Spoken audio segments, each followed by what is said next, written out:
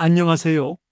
오늘은 우리 생명과 직결될 수 있는 정말 무섭고도 중요한 주제에 대해 깊이 있게 이야기 나누려고 합니다. 바로 뇌졸중 전조 증상입니다. 뇌졸중은 갑자기 찾아와 우리의 삶을 송두리째 바꿔놓을 수 있는 무서운 질환이죠. 하지만 뇌졸중, 설마 나에게도 올까 하는 안일한 마음으로 대수롭지 않게 여기거나 심지어 증상이 나타나도 스스로를 과신하며 병원 방문을 망설이는 분들이 많습니다. 오늘 저는 여러분께 뇌졸중이 오기 전 10분 안에 생사를 가르는 신호를 감지하고 이 골든타임을 철저히 지켜낼 수 있는 구체적인 방법들을 알려드리겠습니다. 제가 알려드리는 내용은 여러분과 여러분 가족의 생명을 지키는데 결정적인 역할을 할 것입니다. 그러므로 끝까지 시청하시고 아직 구독하지 않으셨다면 지금 바로 구독과 좋아요, 알림 설정을 해주세요. 그리고 주변 분들에게도 이 영상을 공유하셔서 건강한 삶을 사실 수 있도록 도와주십시오. 제 의료 현장의 경험과 최신 의학 정보를 바탕으로 여러분이 뇌졸중의 위험에서 벗어날 수 있도록 최선을 다해 돕겠습니다. 여러분, 의사인 저도 한때는 건강을 과신하고 무리했던 시절이 있었습니다. 50대 중반 한창 바쁘게 진료하고 연구하던 때였죠. 밤샘 진료를 밥 먹듯이 하고 식사는 거르거나 패스트푸드로 대충 때웠습니다. 스트레스는 쌓여갔고 운동은 생각도 못했죠. 그러던 어느 날 갑자기 가슴을 쥐어짜는 듯한 극심한 통증과 함께 쓰러졌습니다. 진단은 심근경색. 저 역시 죽음의 문턱까지 갔다가 겨우 살아 돌아올 수 있었습니다. 제가 의사임에도 불구하고 얼마나 어리석었는지 그때 뼈저리게 깨달았습니다. 이 경험을 통해 저는 제 삶을 송두리째 바꿨고 저와 같은 아픔을 겪는 환자분들의 고통을 누구보다 깊이 이해하게 되었습니다. 특히 뇌졸중은 그 어떤 질병보다도 시간의 중요성이 강조되는 질환입니다. 뇌세포는 혈액 공급이 끊어지는 순간부터 급격히 손상되기 시작하고 시간이 지날수록 되돌릴 수 없는 영구적인 손상으로 이어집니다.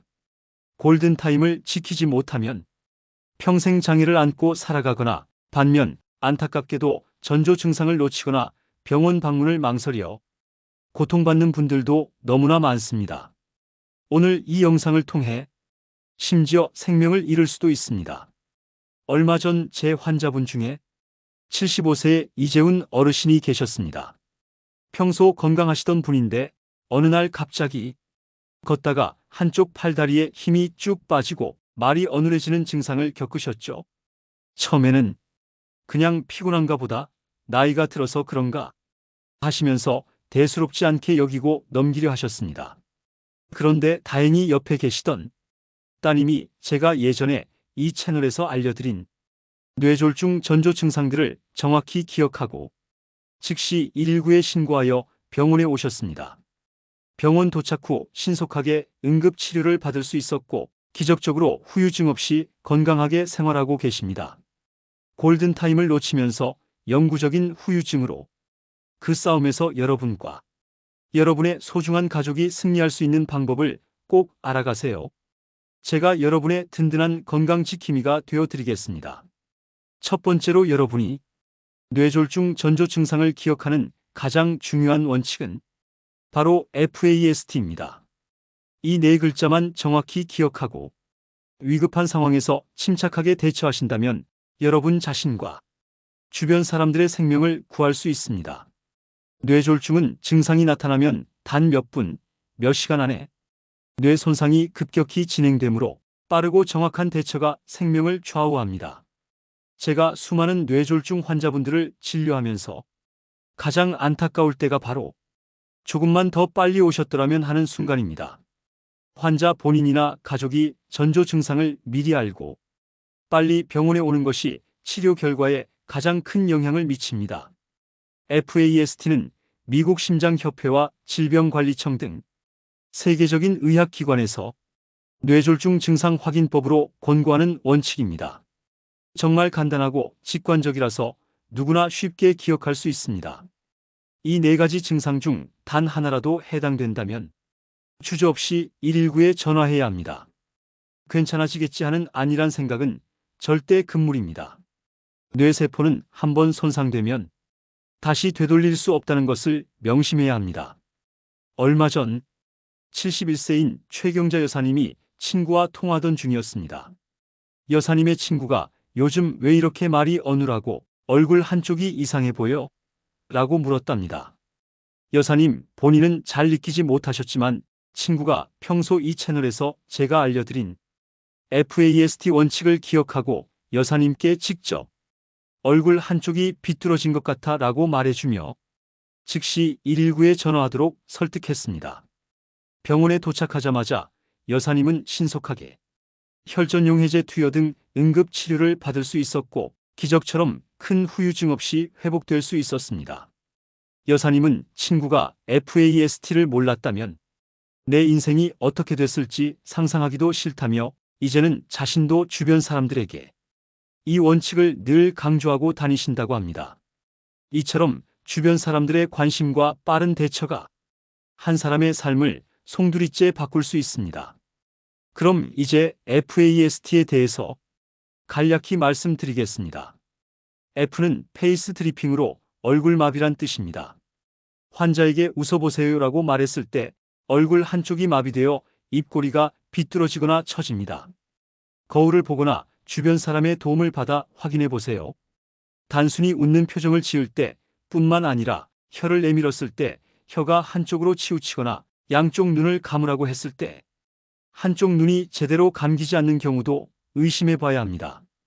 A는 암 위크너스로 팔마비란 뜻입니다.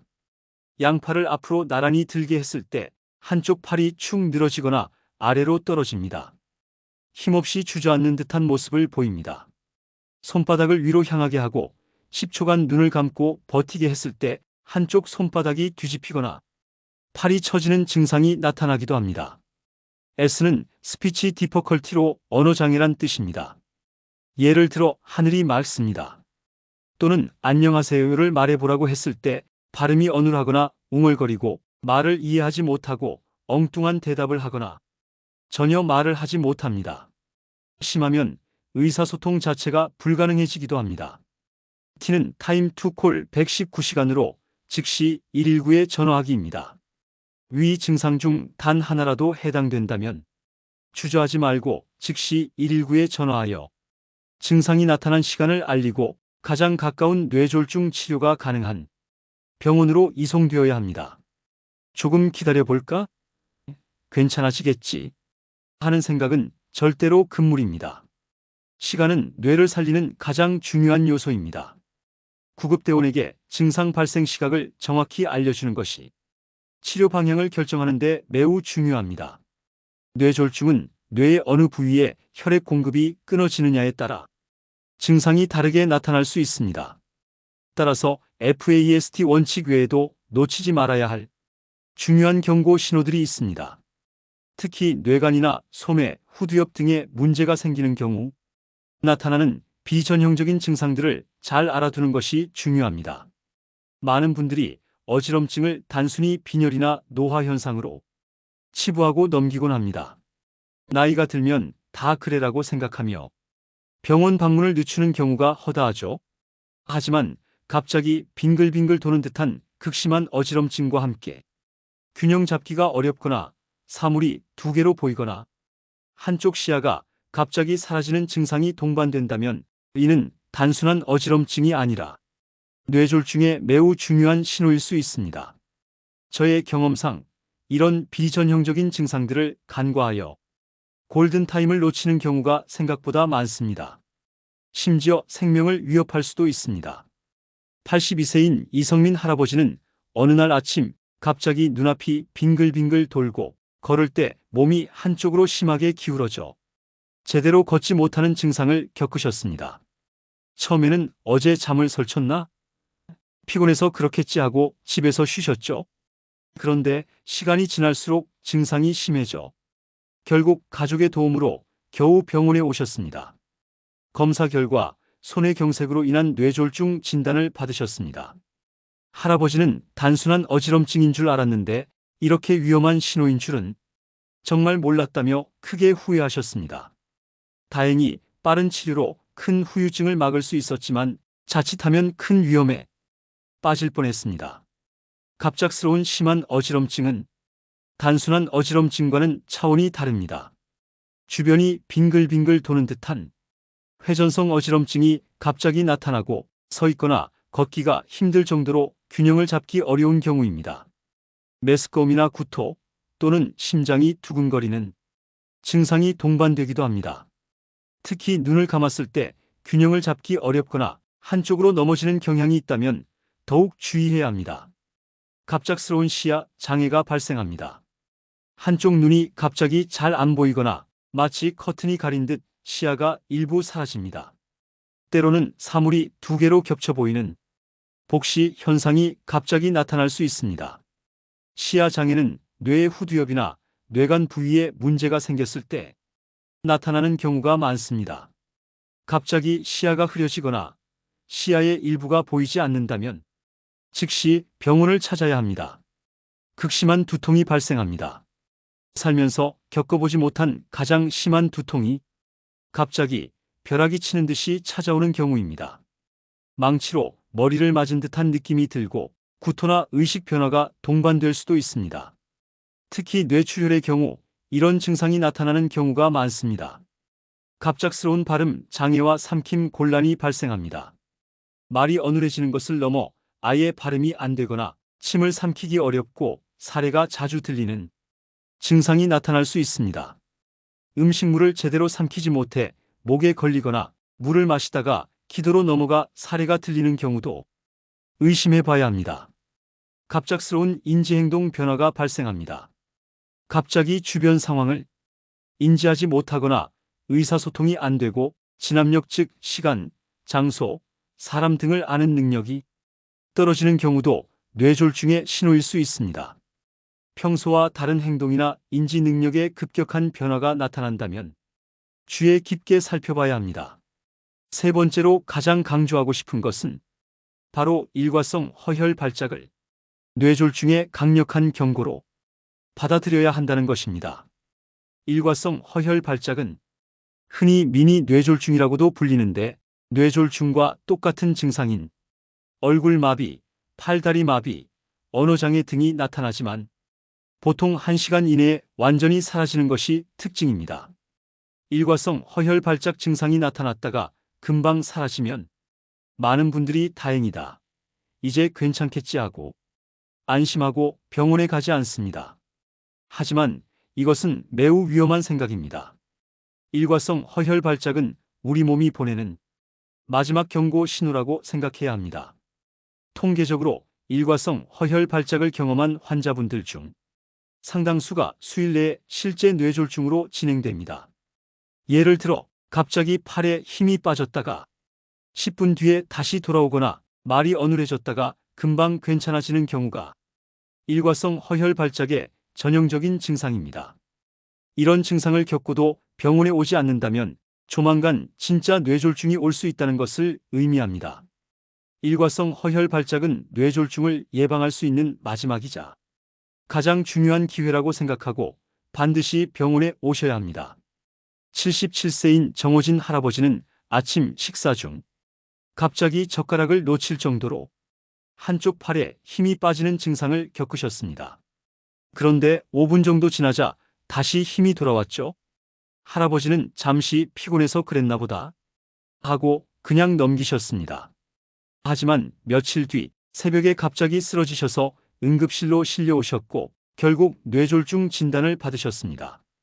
만약 할아버지가 일과성 허혈 발작 증상을 겪었을 때 바로 병원에 오셨다면 정확한 검사를 통해 혈전이 있는 혈관을 찾아내고 약물 치료나 시술을 통해 뇌졸중을 예방할 수 있었을지도 모릅니다. 할아버지는 그때 바로 병원에 갔어야 했는데라며 평생 후회할 것 같다고 안타까워하셨습니다.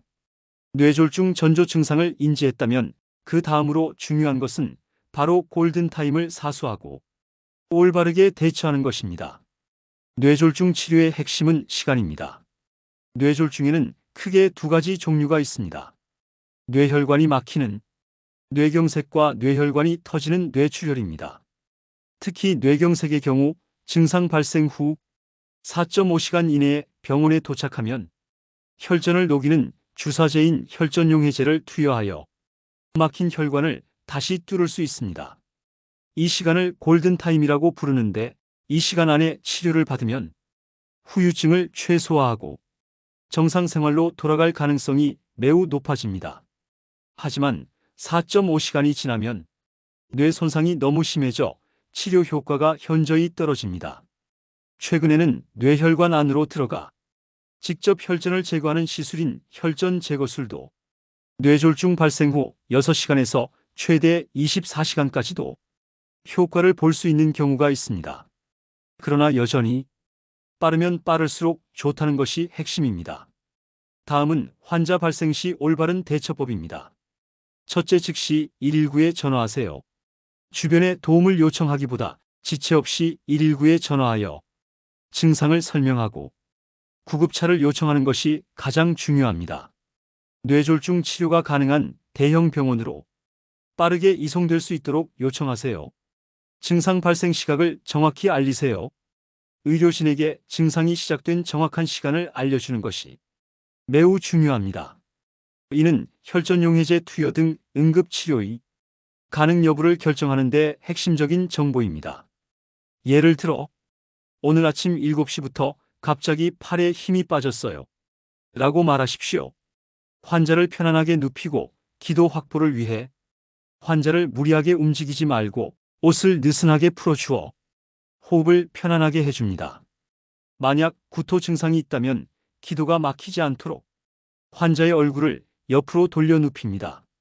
물을 주거나 약을 먹이지 마세요. 의식이 불분명하거나 삼킴 곤란 증상이 있을 수 있으므로 물이나 음식을 억지로 먹이려 하지 마세요. 약 또한 절대 임의로 복용시켜서는 안 됩니다. 오히려 기도를 막아 질식의 위험이 있습니다. 병력과 복용 중인 약을 준비하세요.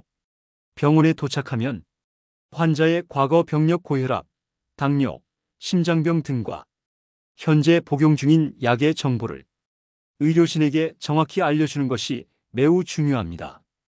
특히 아스피린, 항응고제 등을 복용 중인 경우 반드시 알려야 합니다. 침착함을 유지하세요. 환자가 불안해하지 않도록 침착하게 안심시키고 구급차가 도착할 때까지 옆에서 지켜보는 것이 중요합니다. 이번엔 뇌졸중 예방을 위한 생활 습관을 말씀드리겠습니다. 뇌졸중은 갑작스럽게 찾아오지만 사실 대부분의 경우 장기간에 걸친 잘못된 생활 습관과 기저질환이 그 원인입니다. 따라서 평소 건강한 생활 습관을 유지하고 위험 요소를 관리하는 것이 뇌졸중을 예방하는 가장 좋은 방법입니다. 고혈압은 뇌졸중의 가장 큰 위험 인자입니다. 혈압을 정상 범위로 유지하기 위해 꾸준히 약을 복용하고 저염식, 규칙적인 운동을 실천해야 합니다. 당뇨병은 혈관을 손상시켜 뇌졸중 위험을 높입니다. 혈당 조절에 신경 쓰고 전문의와 상담하여 올바른 식단과 운동 습관을 유지해야 합니다. 혈액 내 콜레스테롤 수치가 높으면 혈관에 지방이 쌓여 동맥경화를 유발하고 뇌졸중 위험을 높입니다. 포화지방과 트랜스지방 섭취를 줄이고 채소와 통곡물 위주의 식단을 실천하세요. 금연 및 절주를 하세요. 흡연은 혈관을 수축시키고 혈전 생성을 촉진하며 과도한 음주는 혈압을 높여 뇌졸중 위험을 크게 증가시킵니다. 금연은 뇌졸중 예방에 있어 가장 중요한 생활 습관 변화 중 하나입니다. 규칙적인 운동과 유산소 운동은 혈압과 혈당, 콜레스테롤 수치를 개선하고 혈액순환을 원활하게 하여 뇌졸중 예방에 큰 도움이 됩니다. 일주일에 3회 이상, 30분 이상 꾸준히 운동하세요. 적정 체중을 유지하세요. 비만은 고혈압, 당뇨, 고콜레스테롤 등 뇌졸중 위험 인자들을 악화시킵니다. 적정 체중을 유지하는 것이 중요합니다. 정기적인 건강검진을 통해 자신의 건강 상태를 정확히 파악하고 필요한 경우 조기에 치료를 시작하는 것이 뇌졸중을 예방하는 데 필수적입니다. 특히 고혈압, 당뇨 등 만성 질환이 있다면 더욱 정기적인 검진이 필요합니다. 여러분, 오늘 제가 말씀드린 FAST 원칙, 어지럼증 및 시야 장애 등 추가 경고 신호, 일과성 허혈 발작 신호의 중요성, 골든타임 사수와 올바른 대처법, 그리고 뇌졸중 예방을 위한 생활 습관, 이 모든 정보는 여러분과 여러분 가족의 생명을 지킬 수 있는 가장 중요하고 필수적인 뇌졸중 지식입니다. 뇌졸중은 예고 없이 찾아오지만 그 신호는 분명히 존재합니다. 증상을 인지하고 빠르게 대처하는 것이 무엇보다 중요합니다. 기억하세요. 뇌졸중은 예방이 가능하고 조기 발견하면 치료가 가능합니다. 오늘 배운 지식을 꼭 기억하고 주변 가족과 친구들에게도 이 영상을 공유하여 널리 알려주세요. 여러분의 작은 관심과 지식이 누군가의 생명을 구할 수 있습니다. 여러분의 건강하고 활기찬 삶을 위해 언제나 여러분 곁에서 최선을 다하겠습니다. 오늘 영상이 정말 도움이 되셨다면 좋아요와 구독, 그리고 알림 설정 잊지 마시고 다음 영상도 기대해 주세요. 여러분의 건강한 오늘을 응원합니다.